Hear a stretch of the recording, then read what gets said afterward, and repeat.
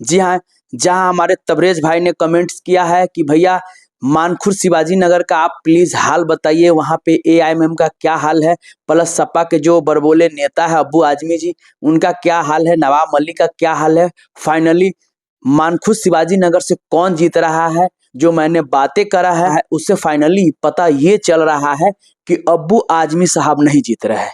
इतना तो है। अब अब्बू आजमी साहब नहीं जीत रहे तो फिर जीत कौन रहा है, सवाल ये है। जी हाँ, मैं आपको बता रहा हूँ विस्तार से। हाय, आदाब, सलाम, नमस्कार, सत श्री अकाल। मैं रोशन और आप देख रहे हैं times of Sitamarhi. Times of Sitamarhi में आपका स्वागत है। मैं आपको बता दूं, जहां पे एक तरफ है शिंदे शिवसेना के कैंडिडेट बुलेट पाटिल, तो वहीं पे दूसरी तरफ है एनसीपी अजित पवार के गुट के नवाब मलिक। उसके बाद तीसरी तरफ है सपा के कैंडिडेट जो कंटिन्यू 3 बार से लगातार जीतते आ रहे हैं। इस बार अगर वो जीतता तो चौका हो जाता, लेकिन इस बार वो फाइनली नहीं जीत रहे हैं। क्योंकि इस बार इसलिए नहीं जीत रहा है कि मैं आपको बता दूं कि जब भी वहां चुनाव होता है मानखुर शिवाजी नगर में, तो टर्म कंडीशन होता है एआईएमएम प्लस सपा में। लेकिन इस बार सपा ने पता नहीं एआईएमएम को कोई महत्व तो नहीं दिया। अब्बू आजमी साहब जो महाराष्ट्र के अध्यक्ष है सपा के, उसने कोई महत्व एआईएमएम को नहीं दिया, जिससे दोनों में तालमेल नहीं बैठ पाया और फाइनली वहां से एआईएमएम को भी अपना कैंडिडेट उतारना पड़ा। एआईएमएम के जो कैंडिडेट है अतीक अहमद खान साहब, वो भी जो शुरुआत में लग रहा था हल्के में लोग ले रहे थे, मीडिया वाला प्लस सोशल मीडिया लोग हल्के में ले रहे थे। हल्के में क्यों लेता है, रीजन है। हल्के में कोई भी नेता जब आता है चुनाव में तो लोग नेता का नाम सुनता है, अरे कौन, नवाब मलिक, अरे वो तो ऐसे ही जीत जाएगा, उसके सामने क्या है अतीक अहमद। कौन है सपा का, अब्बू आजमी, अरे उसके सामने कहाँ टिक पाएगा।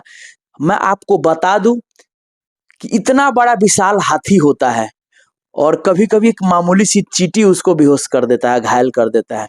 तो इसीलिए चुनाव में या किसी भी तबके में सामने वाले को कमजोर नहीं समझना चाहिए।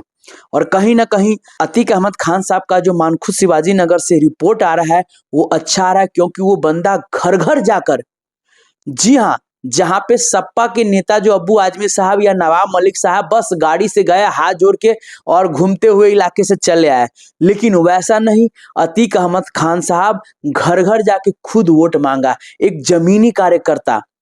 और इसीलिए उनका कोई चर्चा इसलिए नहीं कर रहा है क्योंकि आप जानते ही है कि मीडिया आजकल क्या है।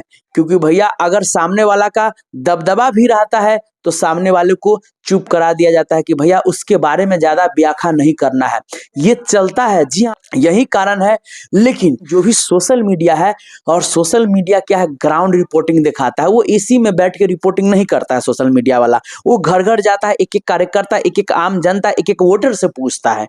और फाइनली सोशल मीडिया पे आप देखिए, सोशल मीडिया पे अतीक अहमद खान साहब को ही टक्कर मान रहा है। और वाकई में जो लड़ाई है, मैं आपको बता दूं, वो टक्कर है शिंदे गुट के जो कैंडिडेट है प्लस अतीक अहमद खान में।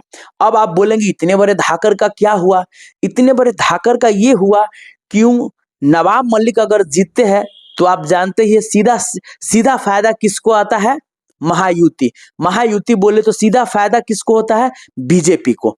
जी हाँ, इसीलिए कहीं ना कहीं लोग उनके सभा में गए, लेकिन वो लोग वोट में तब्दील नहीं हो पाए। रहा अब्बू आजमी साहब की बात, कंटिन्यू वो 3 बार से जीत रहे हैं, मतलब 15 साल, और उस क्षेत्र में कोई ज्यादा विकास नहीं कर पाए अब्बू आजमी साहब। सिर्फ बोलते हैं, बड़े बड़े बात बोलते हैं।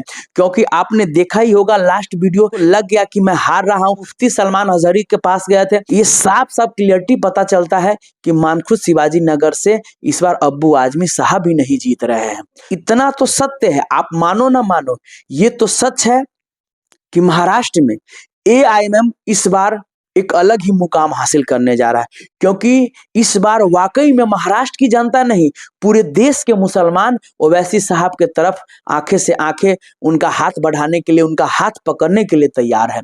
क्यों, क्योंकि अब सबको समझ में आ गया है। मैं एक नॉर्मल लड़का से बात करता हूं, वो भी बताता है कि हमारे हक की, हमारे हर चीज के लिए कोई अगर मुद्दा उठाता है संसद में तो वो है ओवैसी साहब। हम लोग कितने सेल्फिश इंसान हैं जो हम लोग एक उनको वोट नहीं कर पाते हैं।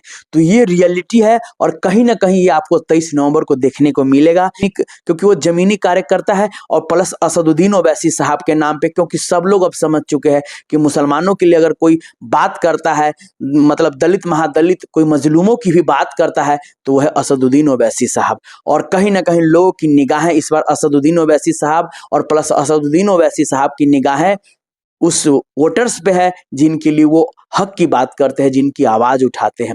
तो मैं आपको फाइनली बता देता हूं कि कहीं नवाब मलिक साहब या अबू आजमी साहब टक्कर में नहीं है।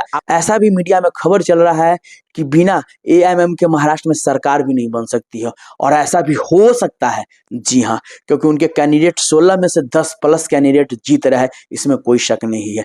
तो इसीलिए मैं आपको बता दूं, एएमएम के जो कैंडिडेट है अतीक अहमद खान साहब, जब सारे बूथ का जो वोटिंग वो कैलकुलेट करता है तो फाइनली कहीं ना कहीं अतीक अहमद खान साहब एएमएम के मानखुर्द शिवाजी नगर से जीत रहा है। जी हाँ, विशेष आप लोग इस पे क्या कमेंट राय विचार है, आप लोग कमेंट करके जरूर बताइएगा। तब तक के लिए बाय बाय, टेक केयर, देखते रहिए टाइम्स ऑफ सीतामढ़ी।